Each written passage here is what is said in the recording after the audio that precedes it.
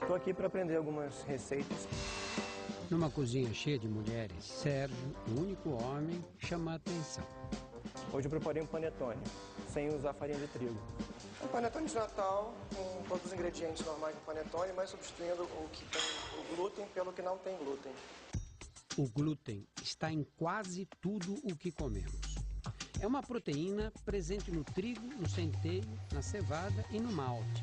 Matéria-prima do pão, das massas e da cerveja, que para algumas pessoas pode ser um veneno. Há 1 ano e meio, a mulher de Sérgio descobriu que estava com a doença celíaca, uma intolerância do organismo ao glúten. A doença celíaca afeta 1 em cada 200 brasileiros. Em nosso país, 1 milhão de pessoas sofrem desse mal que pode se manifestar em qualquer fase da vida. Crianças de colo, adolescentes, adultos e até nos mais velhos. Para ter doença celíaca, primeiro tem que ter predisposição genética para ter essa doença. E segundo, estar consumindo o glúten. Além disso, possivelmente há outros fatores ambientais que funcionariam como um gatilho para que essa doença se desenvolva e que ainda não se conhece quem seria esse outro fator ambiental. Anderson ouviu um diagnóstico há 2 meses. Quando começou a tua doença? Bom, o início foi no ano de 2000, com algumas pintas no cotovelo, no joelho, nas nádegas também.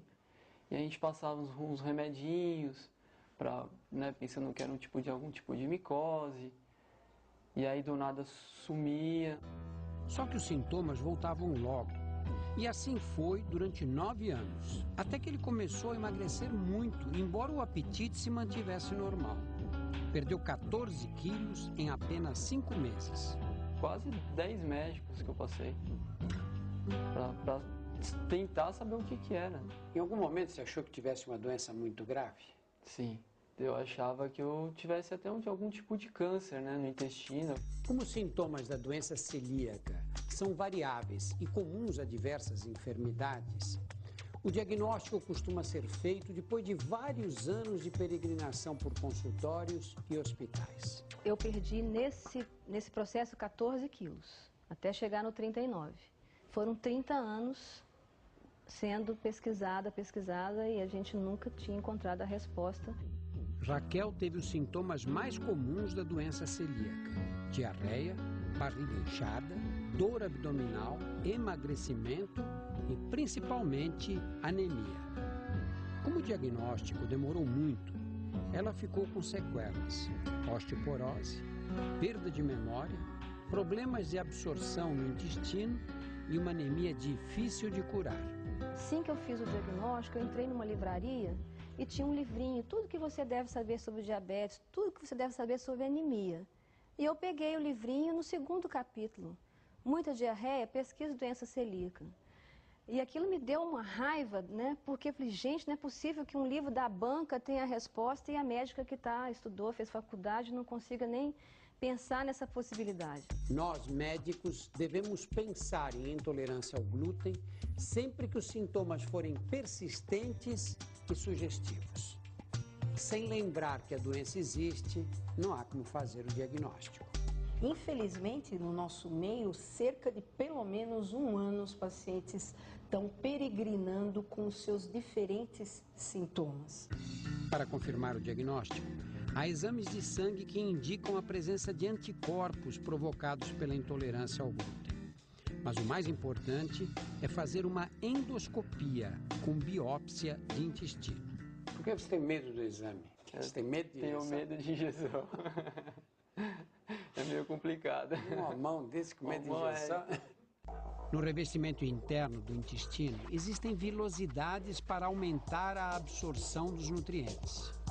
Nos portadores de doença celíaca, essas vilosidades diminuem ou desaparecem. A mucosa fica lisa e o aproveitamento dos nutrientes prejudicado. A endoscopia pode dar certeza e detalhes dessa condição. Mas Anderson está com receio. Para fazer o exame, ele deve voltar a comer alimentos com glúten.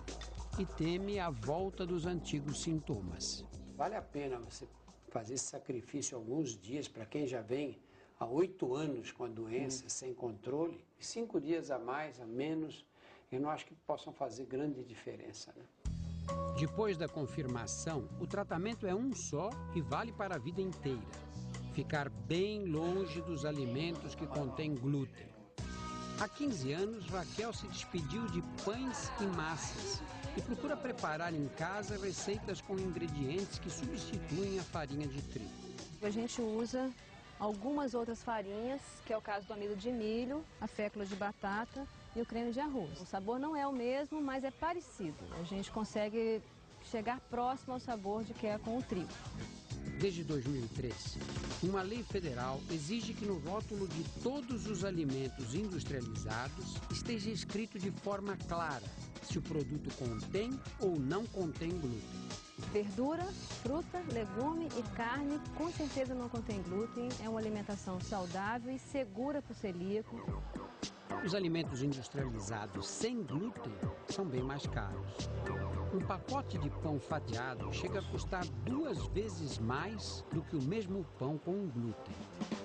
Mas com receitas especiais é possível gastar menos.